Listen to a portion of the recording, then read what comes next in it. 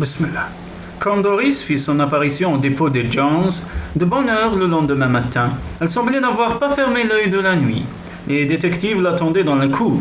« Tante Pat est en train de pleurer », annonça-t-elle. « Falselle d'or pour ne pas changer. » Quant à Bentley, il est occupé à laver les vitres. Et tante Mathilda à faire la vaisselle, ajouta Hannibal. Autrement dit, tu peux sans crainte te servir du téléphone de son bureau. Appelle vite la bijouterie. Doris ne se le fit pas dire deux fois. Elle s'installa devant la table du petit bureau, composa le numéro de Van Storen et Shaftesworth et donna une excellente imitation de mademoiselle Patricia Osborne, demandant quand le collier de l'impératrice Eugénie serait prêt. Après avoir écouté la réponse, elle dit « Très bien, merci » et raccrocha. « Le collier est bien là-bas » annonça-t-elle au garçon. « Il faudra plusieurs jours pour le nettoyer et les bijoutiers le conserveront jusqu'à ce que ma tante le réclame. » Quel soulagement pour moi. Il est donc en sécurité, dit Hannibal. Quant à Bentley, il est tout ce qu'on veut, sauf un voleur de bijoux. Voilà donc un premier problème résolu. Passons à un autre. Il s'agit maintenant de découvrir si un serpent est intervenu dans la vie de Madame Compton au cours de la journée d'hier. Tu ne penses quand même pas, s'écria Peter, que Falsell aurait fourré un serpent dans la voiture de la pauvre femme. À cette suggestion, Doris ne put se retenir de frissonner. Hannibal hocha la tête. Ce serait évidemment un motif valable pour qu'un conducteur même courageux emboutisse sa voiture contre une rampe de protection. Mais nous ne sommes sûrs de rien. Que vous proposez-vous de faire demanda Doris au détective. Je vais me rendre à la bibliothèque et feuilleter quelques livres concernant les serpents et les rites étranges, répondit Bob. De notre côté, Peter et moi, nous irons à l'hôpital pour y voir Madame Compton, déclara Hannibal. Hans doit précisément aller à Los Angeles avec la petite camionnette. Nous profiterons de l'occasion. Doris se leva pour se diriger vers la porte. Et moi, je rentre pour veiller au grain. Non, nous te téléphonerons, promit Hannibal. À peine s'était-elle éloignée que Hans arriva avec la camionnette. Prêt demanda-t-il. Hannibal et Peter s'empressèrent de grimper à côté de lui. Pendant le trajet, personne ne parla. Chacun était plongé dans ses pensées. Enfin, on atteignit Los Angeles. Hans venait de s'engager sur le boulevard Vermont quand Hannibal le pria de s'arrêter devant une boutique de fleurs. Il fit l'acquisition d'une plante en pot et griffonna quelques mots sur un carton qu'il fit épingler au papier cristal dans lequel on enveloppa son acquisition. Hans conduisait alors les deux garçons à l'hôpital Ange de Miséricorde. Arrivé devant l'entrée principale, le grand Bavarois s'enquit. « Dois-je vous attendre ?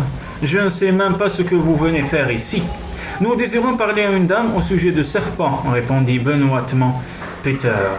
Hans le regarda avec des yeux ronds. « Ne vous faites pas de soucis, Hans, » continua Peter, « et ne posez pas de questions. Moins vous en saurez, mieux cela vaudra pour votre tranquillité d'esprit. » Hannibal sauta à bas de la cabine. « Il est préférable que j'y aille seul, décida-t-il.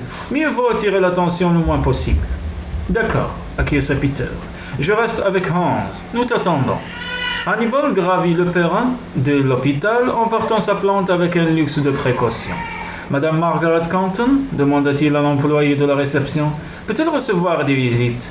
La femme consulta un fichier devant elle. « Chambre 203, aile ouest » répondit-elle laconiquement.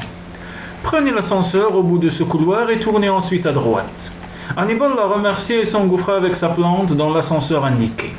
Arrivé à l'étage, il découvrit une pièce où s'affairaient plusieurs personnes.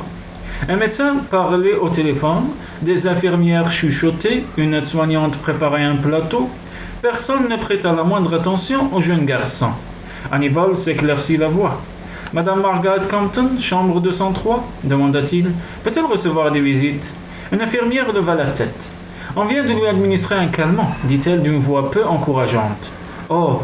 Hannibal s'appliqua à faire prendre à sa bonne figure ronde un air de profonde désolation. « Oh, je pourrais revenir, bien sûr, » soupira-t-il d'une voix tremblante d'émotion. « Mais je dois travailler cet après-midi et l'on me retient mes heures d'absence sur mon salaire. »« Je comprends, » dit l'infirmière d'un ton radouci. « Eh bien, attendez un instant, je vais voir si madame est encore éveillée et lucide. » Elle s'éloigna le long du corridor dans un bruissement de sa blouse en nylon. 30 secondes plus tard, elle était de retour. « Madame Compton ne dort pas encore. Vous pouvez la voir un instant, mais ne vous attardez pas, elle a besoin de repos. » Hannibal assura qu'il ne resterait pas longtemps et se hâta en direction de la chambre 203. L'infirmière en avait laissé la porte ouverte. La femme qui occupait les 3 lits blancs avait un visage rond et congestionné, des yeux ensommeillés et d'épais cheveux blancs. Sa jambe gauche, emprisonnée par un plâtre, était suspendue à un appareil à poulie. « Madame Compton » murmura-t-il. Les yeux clairs, aux paupières lourdes, tombèrent sur la plante en pot. « Comme c'est gentil » balbutia la pauvre femme. « Le client qui est venu choisir cette plante dans notre magasin était particulièrement désireux qu'elle vous soit remise en main propre, » expliqua Hannibal. Margaret Compton prit ses lunettes à côté d'elle et les assura sur son nez. « La carte, dit-elle. Faites-moi passer la carte jointe à l'envoi, s'il vous plaît. » Hannibal déposa la plante sur la table de chevet et tendit à la blessée le bristol qui l'accompagnait. « Meilleurs vœux de prompte guérison, dit-elle tout haut. L'air intrigué, elle tourna et retourna entre ses doigts le mince carton. « Il n'y a pas de signature, dit-elle. » Hannibal le savait mieux que personne. « Exactement comme cet envoi que j'ai reçu hier, continua Margaret Compton. Il était accompagné d'une carte non signée. Il faut être bien étourdi pour oublier de signer un message. » « Peut-être puis-je vous aider, suggéra Hannibal. Le monsieur qui a acheté cette plante était grand et très maigre. Ses cheveux étaient noirs et son visage au contraire d'un blanc de craie. Fit Madame Compton qui semblait sur le point de céder au sommeil. Hannibal chercha désespérément un moyen d'introduire les serpents dans la conversation. Soudain, la blessée parut se réveiller un peu.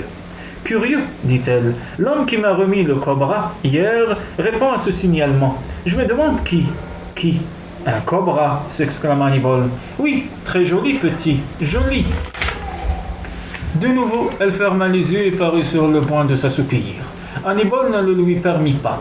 Un cobra, insista-t-il, voilà qui est peu banal. Faites-vous par hasard collection de reptiles? Les yeux clairs s'ouvrirent. Non, non, ce n'était pas un vrai cobra, c'était un bracelet. Généralement, je n'aime pas. Elle parut chercher ces mots. Hannibal acheva obligeamment pour elle. Vous n'aimez pas les objets décorés de serpents.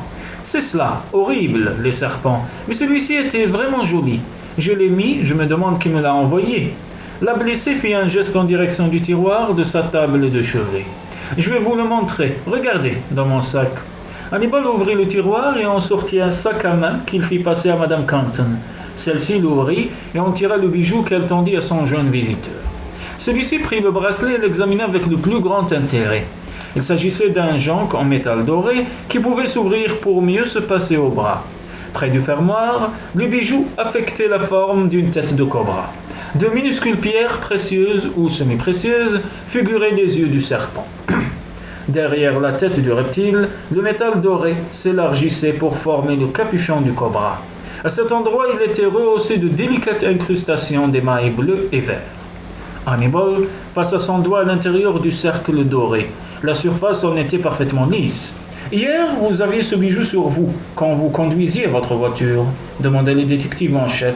« Oui, certainement, je le portais, c'était hier. » « Il me semble que des siècles ont passé depuis. » Elle tourna la tête, ses yeux se refermèrent. « Quel accident stupide !» murmura-t-elle dans un gémissement. « Une roue se détachait comme ça. »« Ainsi, c'est une roue qui vous a lâché, » dit Hannibal. « Il ne s'est rien passé d'autre, à l'intérieur de la voiture même. » La blessée souleva ses paupières.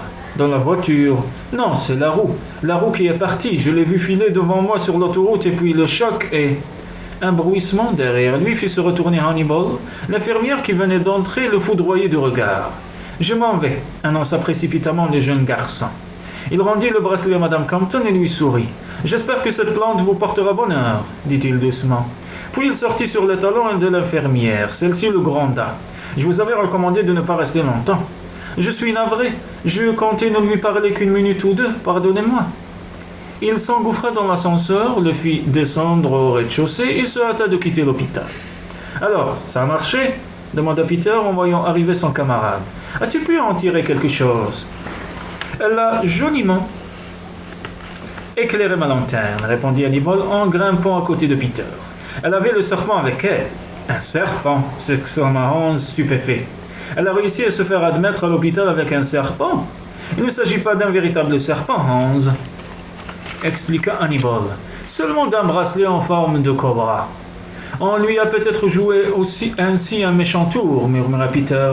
Rappelle-toi, mon vieux, les Borgia distribuaient des bagues contenant du poison à leurs ennemis. Ceux-ci se piquaient à une minuscule aiguille dissimulée sous le chaton et rendaient l'âme en un rien de temps. Hannibal secoua la tête. J'ai bien examiné le bracelet. Il n'a rien de suspect. C'est un genre très banal. Mais Falsell l'a remis lui-même à Margaret Compton. Et en dehors de ce bijou, il n'y avait pas l'ombre d'un serpent dans la voiture quand l'accident s'est produit. Une roue s'est détachée et le véhicule a heurté les premiers obstacles venus. Et maintenant, si tu peux m'expliquer comment un bracelet peut obliger une roue à prendre la poudre d'escampette, je consens à dévorer tout le poil de fonte qui vient d'acheter l'oncle Titus.